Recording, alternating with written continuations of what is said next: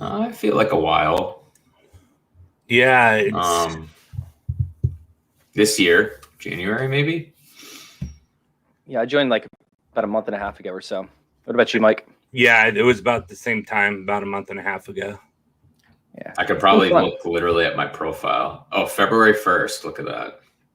Oh, nice. You got a nice solid date right there. Yeah.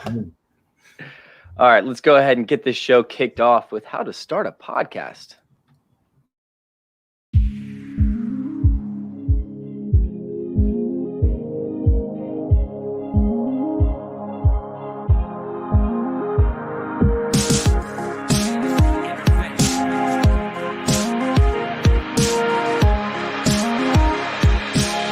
This is Fantasy Intervention.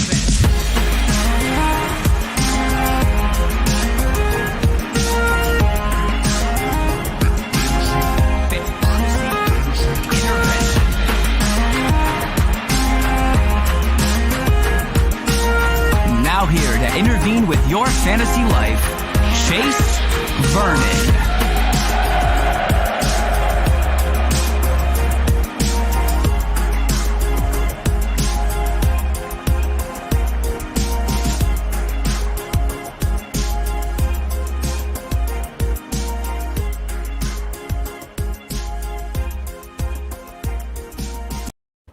That's right. It is how to start a podcast. Welcome on in, guys and girls.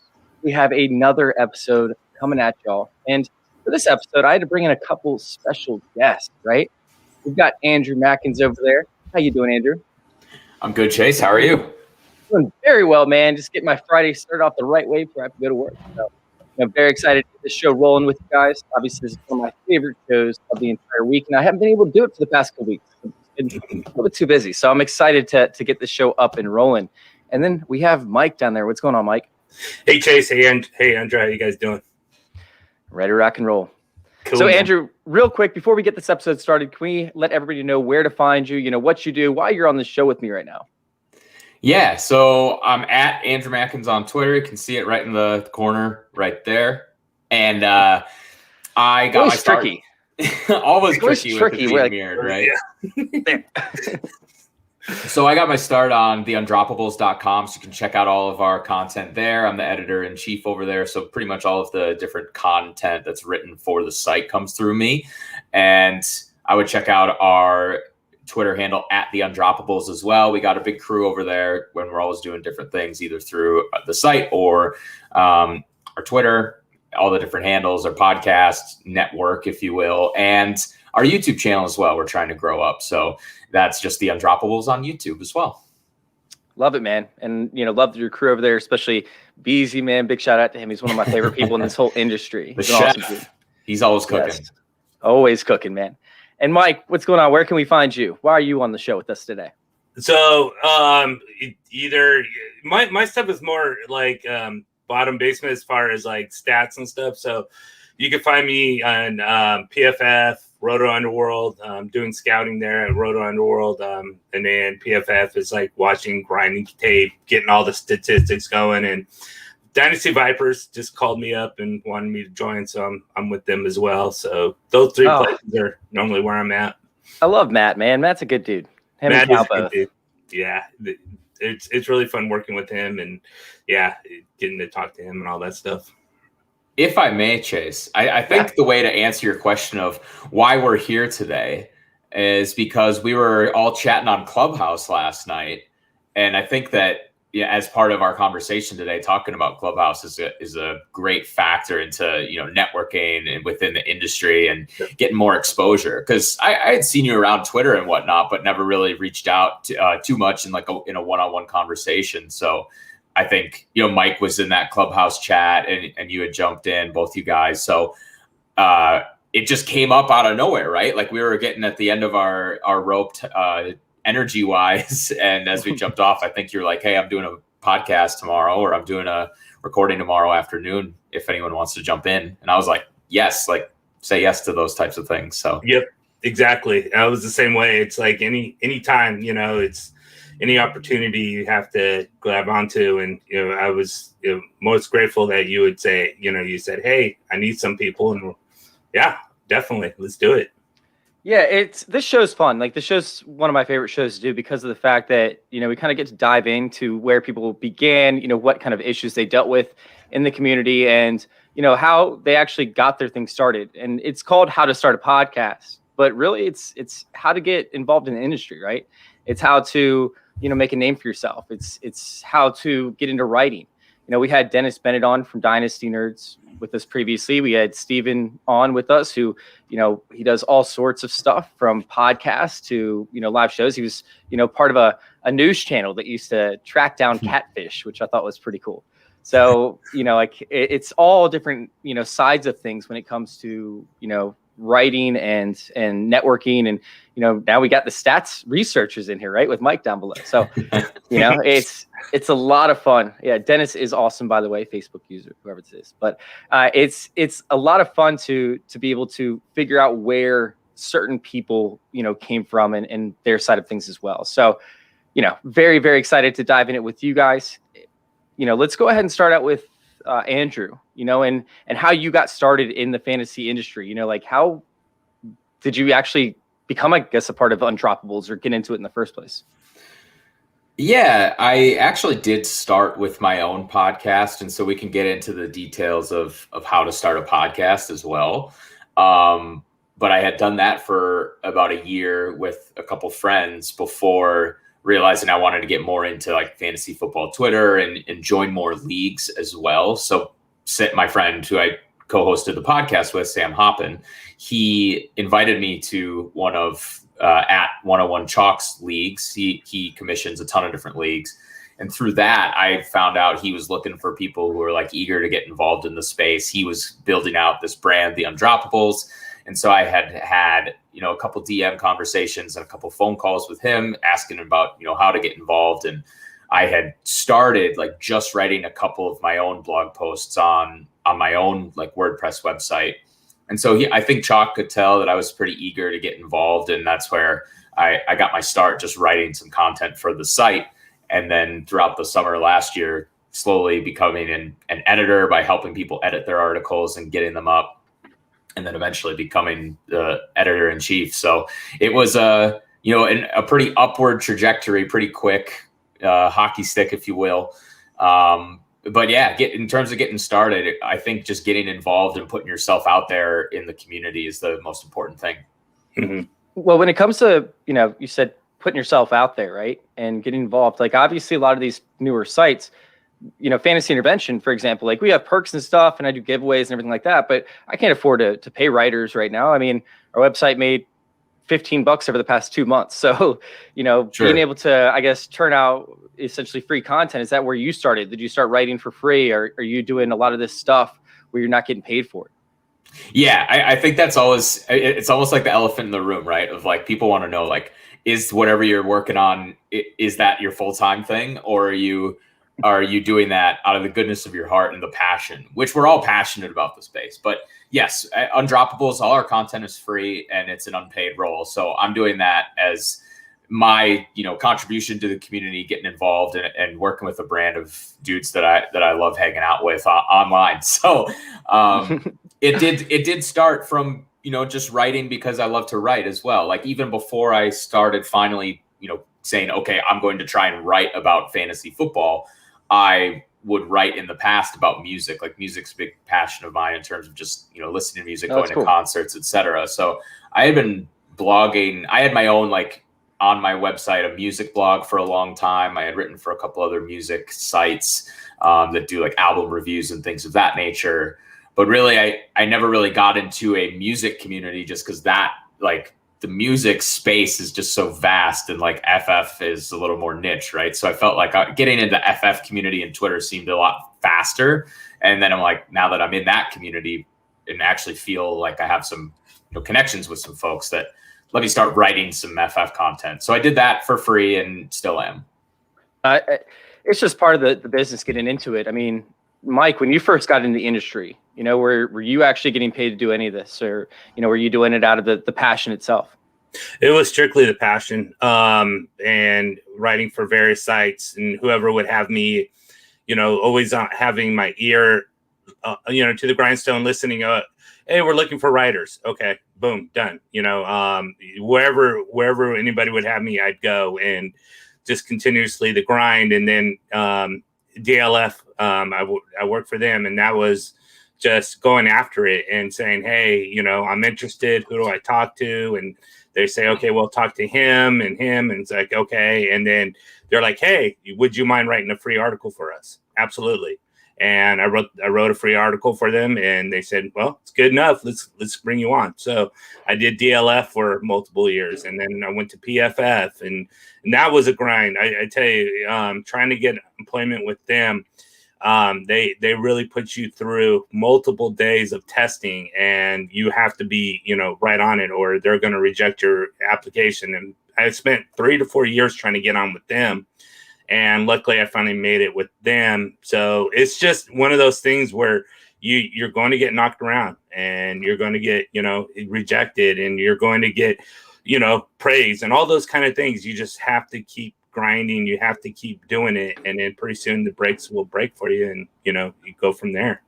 Well, Thomas actually comes in with a great question here, which I have not discussed on this show yet. And, you kind of talked about like having to get into these other companies and how tough it was. So how do you develop a fantasy football resume to reach out to people with some of these bigger companies? Like, how did you approach them? So I'd follow DLF, and I would hear that they're hiring. So then I would talk to people who were working with DLF and say, hey, who's the guy I talked to? Okay, Ken Kelly or whoever. And then I'd reach out to Ken and say, I got, word of mouth from whoever that I think at the time was Ty Miller, who's not on Twitter anymore. But anyways, Ty Miller was like, and so he talked to Ty Miller, hey, who's this guy? Is he representable, and those kind of things. So, then Ken Kelly said, okay, well, these guys vouch for you. Can you write this article? And so I did, and it went from there. Yeah, I like that aspect of things where you're just constantly connecting, you're constantly creating relationships with people, with the sites that you want to join, because you obviously support what that site does, and you support the people that are part of it. And that's a big thing. A lot of these sites, though, they actually, instead of having like a resume or submitting a resume, which you can create, it's very simple, to set up your accomplishments, attach your articles to it, give a little, I guess, section or description of the type of stuff that you believe in or the type of stuff that you write about. But a lot of these sites, such as Fantasy Intervention, you can go to fantasyintervention.com if you want to, write for us. And if you click on Join Our Circle, there's actually a tab where it says Write for Us. We also have other sites on there as well, because we're all about connecting, other sites in the community and connecting people with the community. So maybe you don't want to write for us. Maybe you want to write for another company. Well, there's other companies that are actually on our site that you can go to and you can send an email to. But yeah, I mean, a lot of these sites actually just have a fill out form. Hey, connect, 3 different, articles that you've written, right? Connect your podcasts that you've done, tell us a little bit about you type thing. So a lot of these sites actually have a place where you can submit that content, and you don't necessarily have to create a resume. But if you do create a resume, I recommend attaching your top 3 articles or so, attaching a link to maybe your YouTube channel, and then also giving a little bit about you, making it more personal, I think, than like an official resume that you would go to a job with. Because I think the fantasy football community as a whole is more about who are you as a person than they are about, what kind of content you create, because it's all about relationships. Are you in agreement? You were saying the resume should look a little less official, or does it have to be as much as like an actual job application? Yeah, like I don't think it has to be like a job application that you're submitting, more so as like a personal, piece about you, what you write, the type of content you write with some of the work that you've done. Yeah, that's at least how I would do it.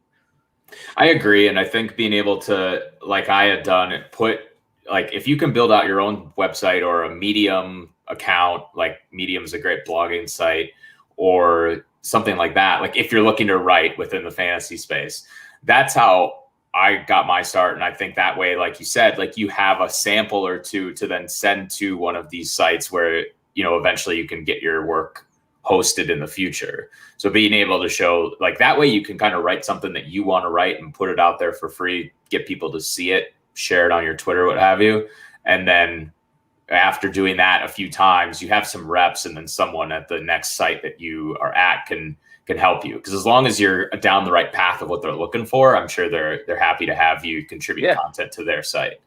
Yeah, I mean, Google Docs. Google Docs is a great thing to use too. If you don't have the acumen that, like, you know, for me starting out where I didn't understand how to build a website or anything like that, and I had to teach myself how to do it, just use Google Docs and share it with Google Docs so that way people can see it.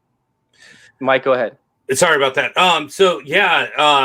Sort of also what Andrew was saying, a couple things. Having your own like blogger too is that it shows that you're willing to go out and write, even no matter what. You're even doing it for yourself. You know what I'm saying? Mm-hmm. You're like, hey, you know what? No one's paying me to do this. No one's hiring me to do this.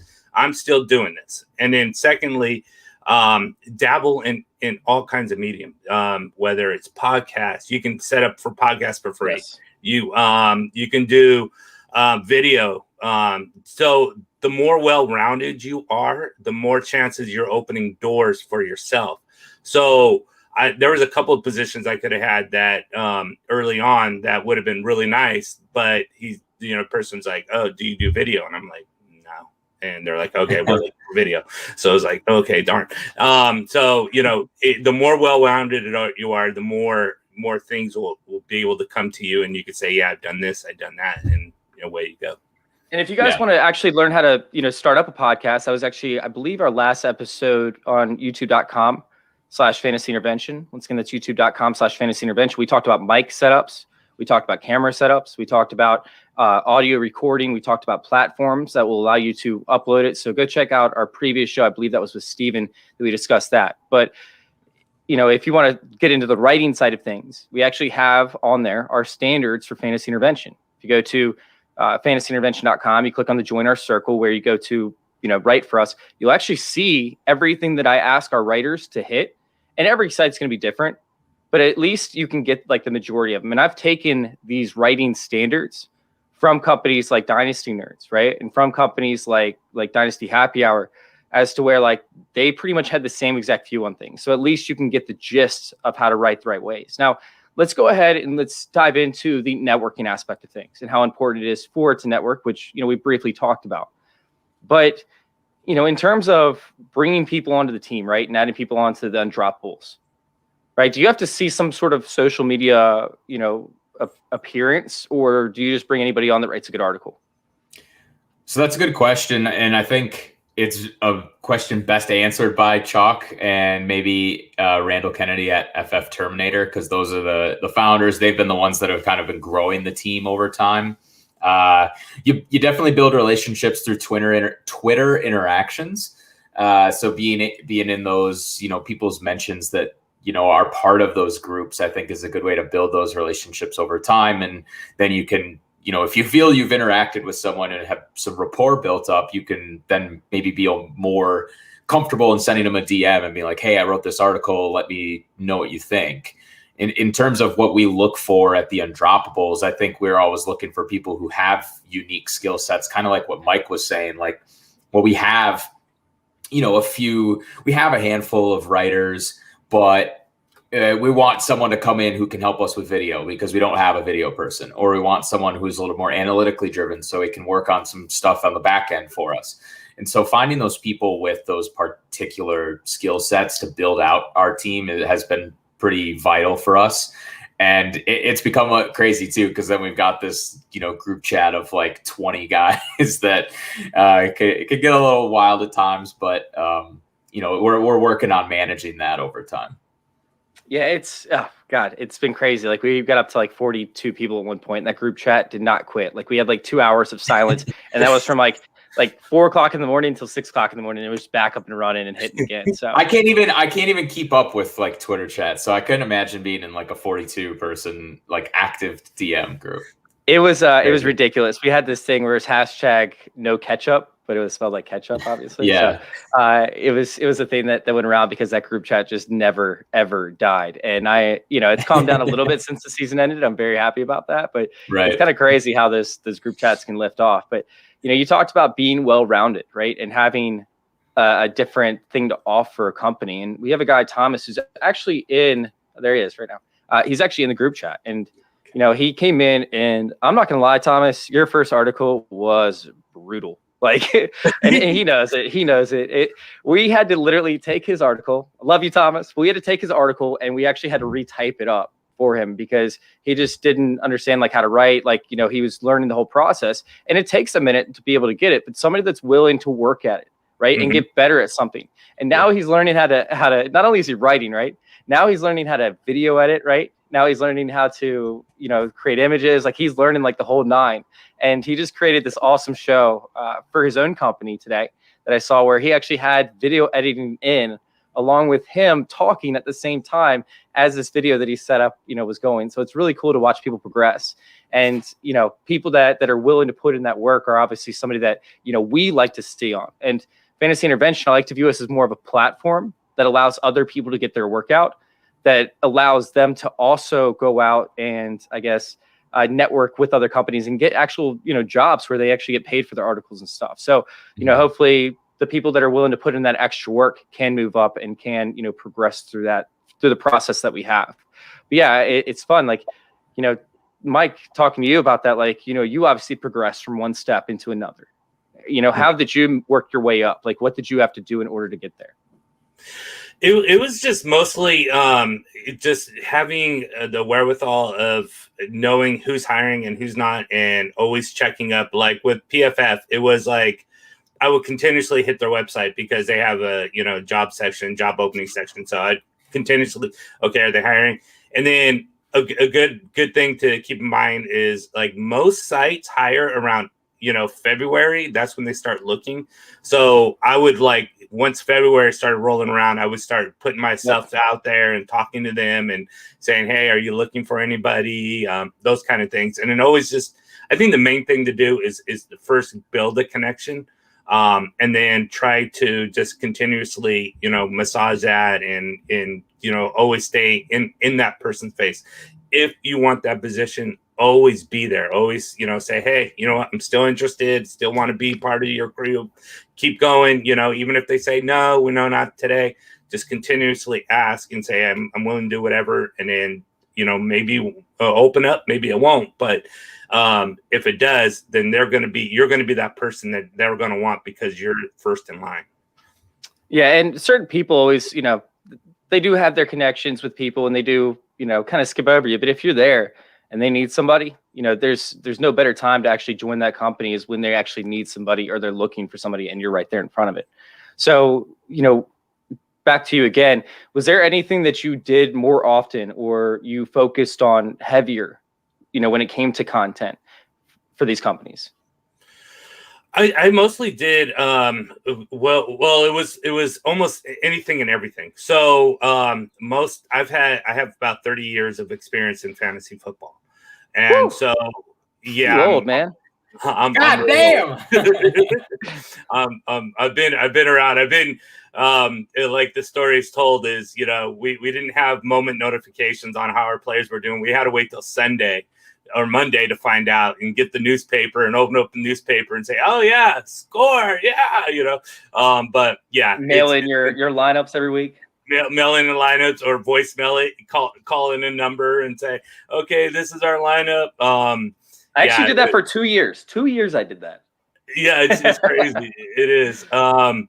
But yeah, so with that experience was mostly redraft, and then knowing that it's also a knowing of a pulse of what's going on. So Devi started, and not Dynasty started boosting up, right? And then so you want to look at, okay, what is the pulse of today? So Dynasty, when I started getting into DLF and everything, that started to go up. And so like Devi now is starting to move up a little bit. So you always want to stay in the sign of the time. So right with what's going on, because more people are going to be when that stock rises to that situation. So Devi's becoming more popular. You want to be able to showcase your work. You want to be able to say, okay, Devi's, you know, looking at, well, I got Devi material for you.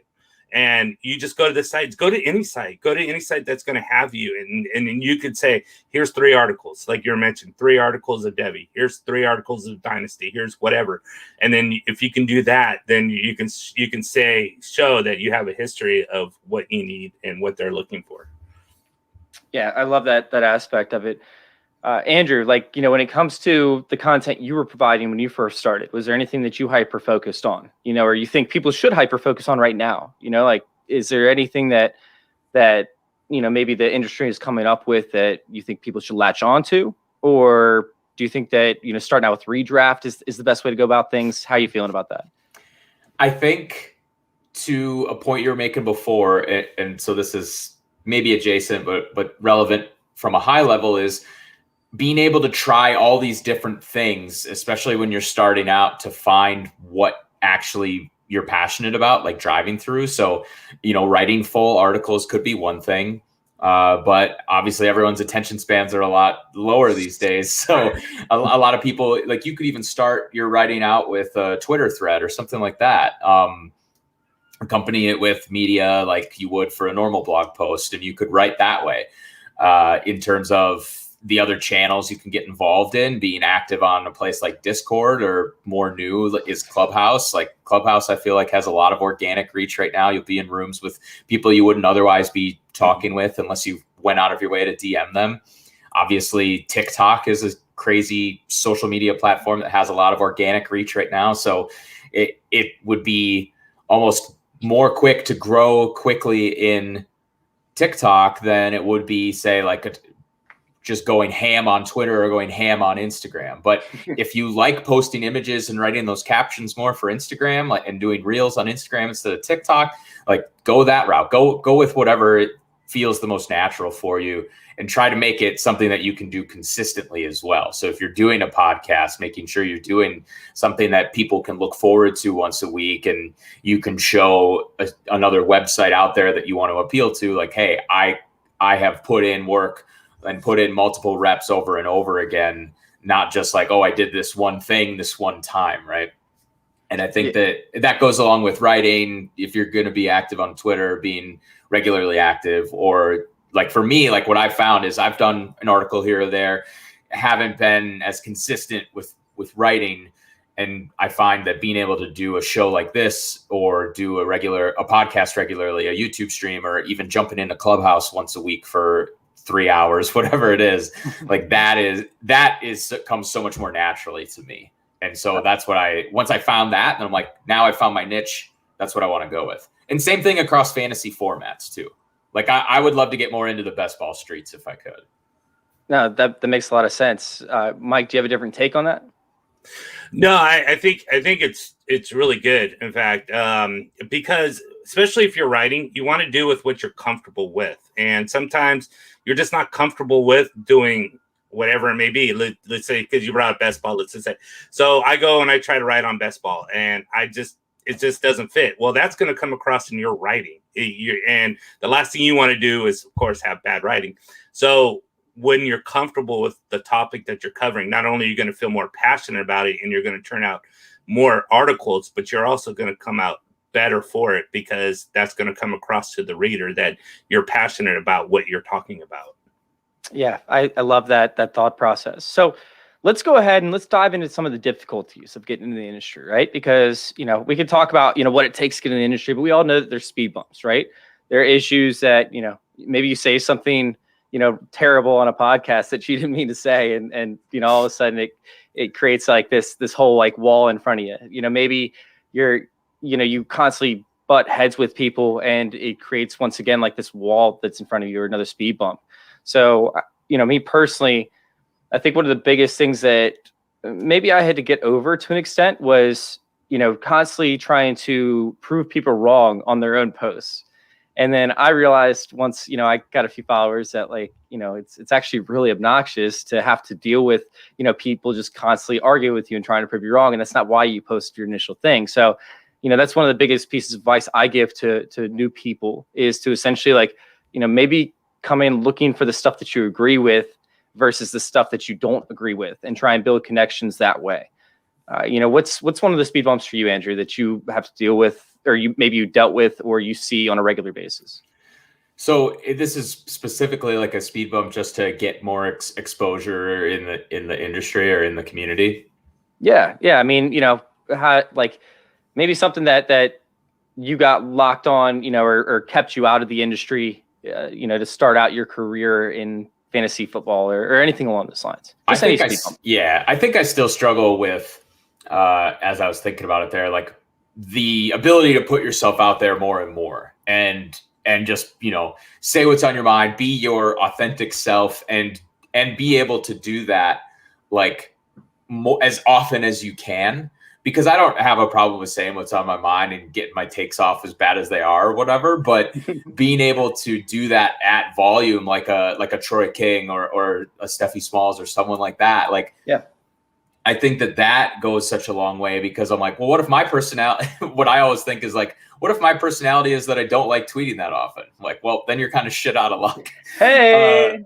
So, I mean, it goes with DMs too. Like Troy King mentions a lot, like going in and DMing people to get to actually network with them one-on-one, which I'd love to talk with people on Clubhouse. So I've obviously gotten to chat with a couple people like you and others there, but being able to do that same outreach on Twitter and just say, hey, like, love your content, would love to keep in touch or chat sometime.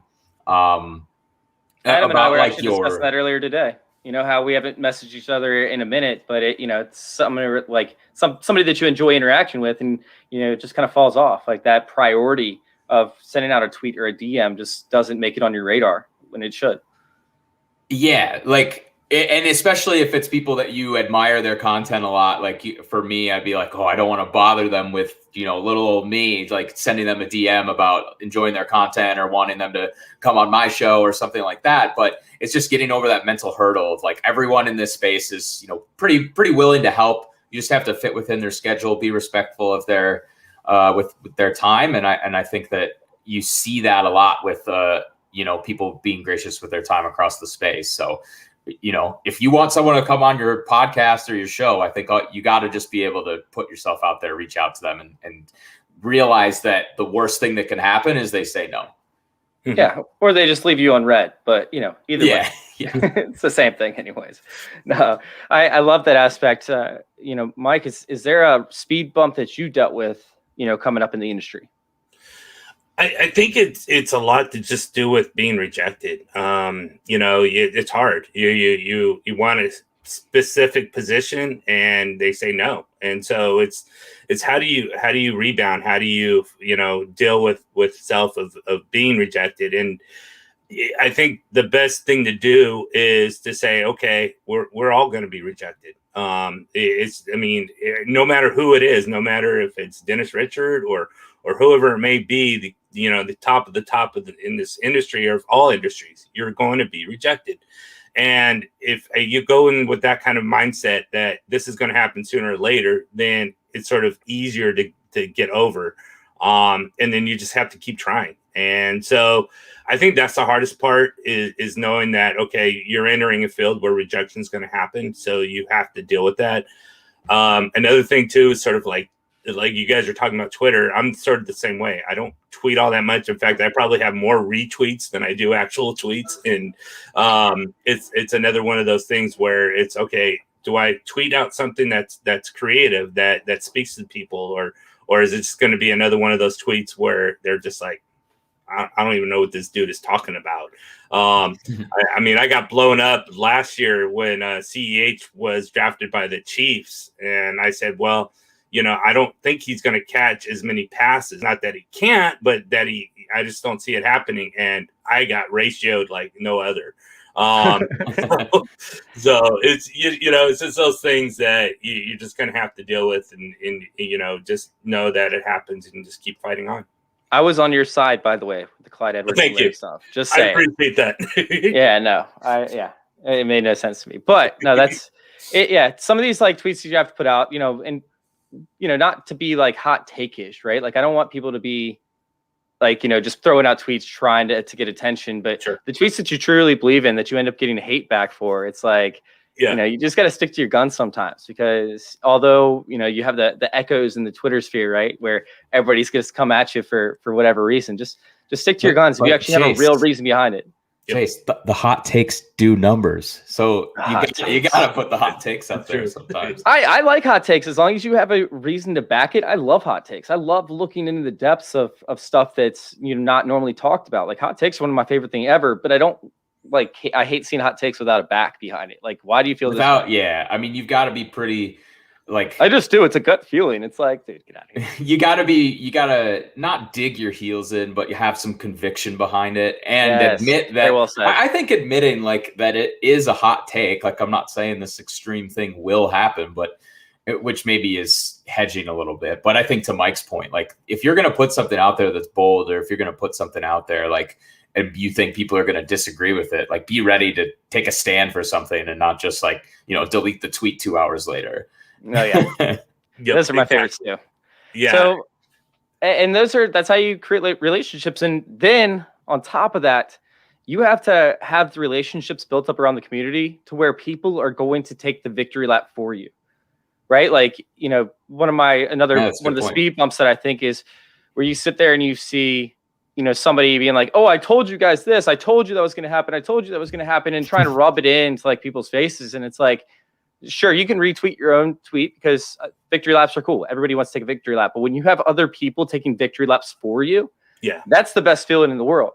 Absolutely. So that also goes back to building up relationships, and sitting there and, speaking on speed bumps and whatnot. If you don't have those people in your corner, it's very tough to build your way up. So finding people that you agree with and that you're on the same page with and that you can connect with is absolutely crucial to your development within this community. And, whether that's Facebook, it could be Facebook, it could be Twitter, it could be Instagram, it could be any of that. But having other people that take victory laps for you, it's incredible.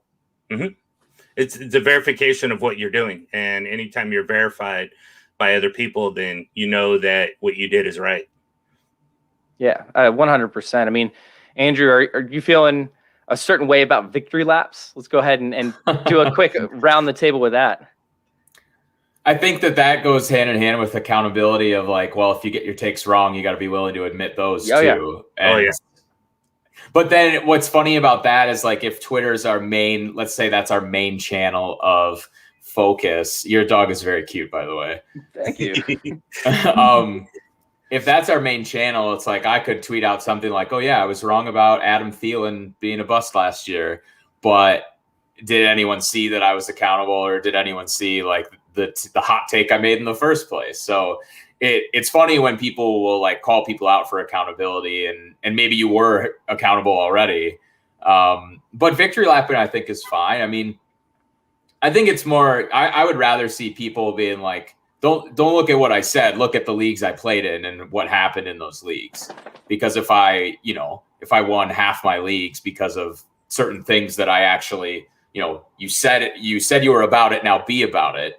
Like that's what I would love to see more. Like, give me the receipts. I mean, you can have the receipts on your tweets too, but like, I'll give an example of myself. Like, I think I was higher than most on Stephon Diggs last year.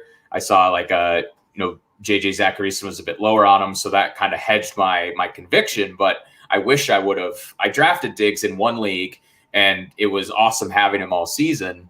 I wish I would have continued to hold that conviction down the line in future drafts. And it was just, that's something that I learned from this last season. Being the first season I was super deep into the community, is just like, well, if I'm going to take a stance on something, I do want to have stronger convictions and loosely held if new information comes along. But because then you can you want to be, have confidence in that you actually followed through with your whatever you said when you take that victory lap. Yeah, it's okay to change your opinion, by the way. It's okay to be wrong. Oh, yeah. It's okay to, people call it what, flip-flopping or floundering? What else? I don't even know what they call it. You could get called a flip-flopper or something, but, people change their minds when new information comes in. Like, I fully support that. And I guess what I was more focusing on there is like, I don't want to be the guy that's out there saying like, draft Stephon Diggs and then not get him in any of my leagues. Yeah, very, very true. Being afraid to pull the trigger essentially on a take that might not be as, sound as, a lot of the other takes out there. So, I guess following through with what you say is absolutely crucial to providing good content and making sure that, you're believing what you say. So if there's a hot take that you believe in, you better be pulling the trigger on your hot take, 10 times out of 10 type situation. It's like why I own Joe Reed in almost every single dynasty league, which is completely pointless at this point. But, because I felt like he could have the chance to develop and be the next AJ Brown. But you know what? I have AJ Brown, or I have Joe Reed in every single league, and it's embarrassing, but it is what it is. How many leagues are you in, Chase? I was in 28 last year. All dynasty or split? No. It was split. I'm in 28 leagues total. Or I'm in 8 leagues right now that are dynasty that wrapped over. So I gave up 2 leagues because I ended up winning those leagues and they're good rosters. So I kind of sold them off. And then, oh, nice. Yeah, I was in, I guess, 10 dynasty.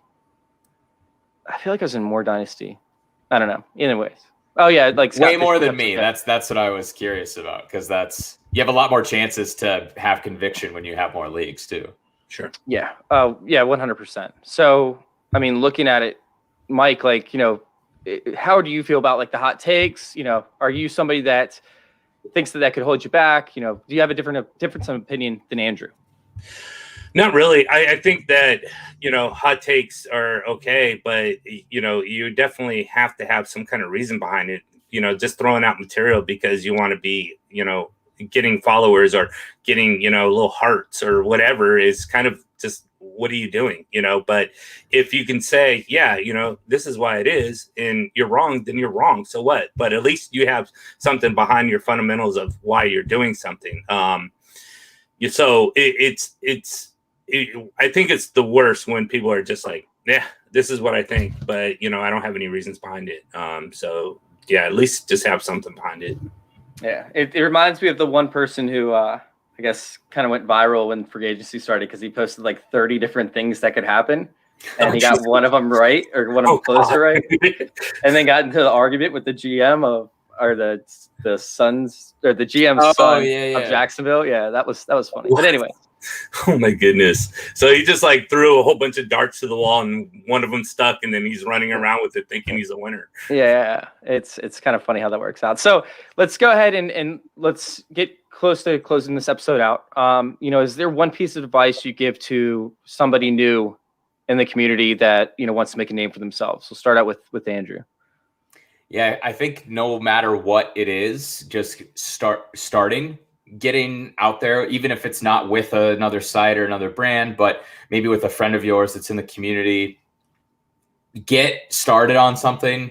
Don't overthink what it's going to be like from the start. You can always tweak along the way. Like the first rep is always going to be the worst rep, right? So you just got to get out there, put reps in, and then people will start to take notice. You can start to build up a following, and hopefully over time, have some people take notice. And I think it's just the matter of the reps and the execution.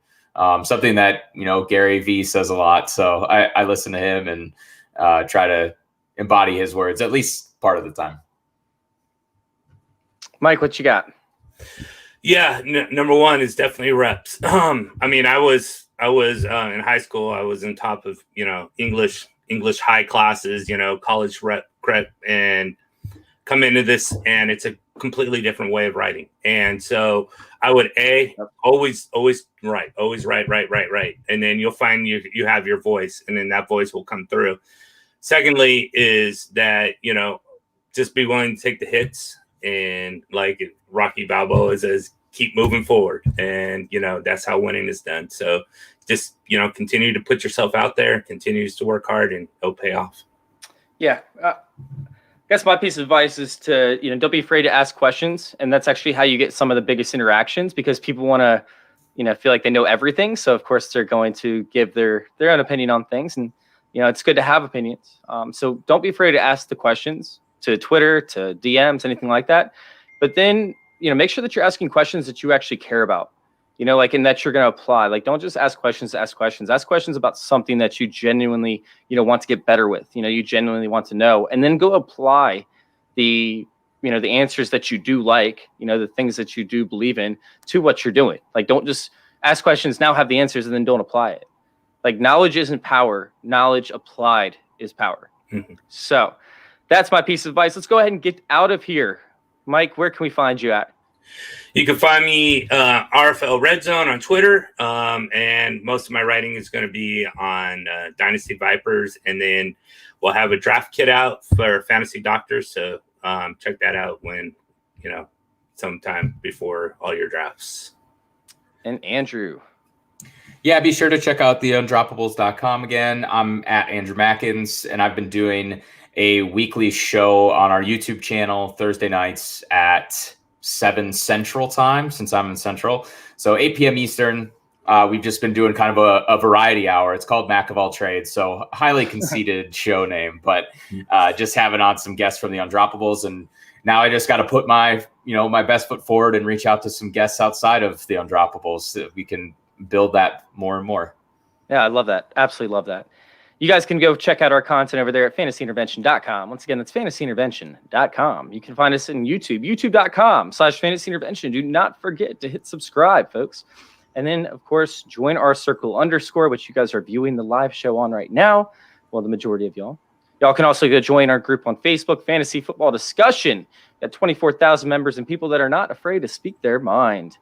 Yeah, it gets brutal. And then you guys can find me personally at FF_intervention. Once again, that's FF_intervention. We appreciate you guys for tuning in. And thank you guys for letting us intervene with your fantasy football lives. We're out.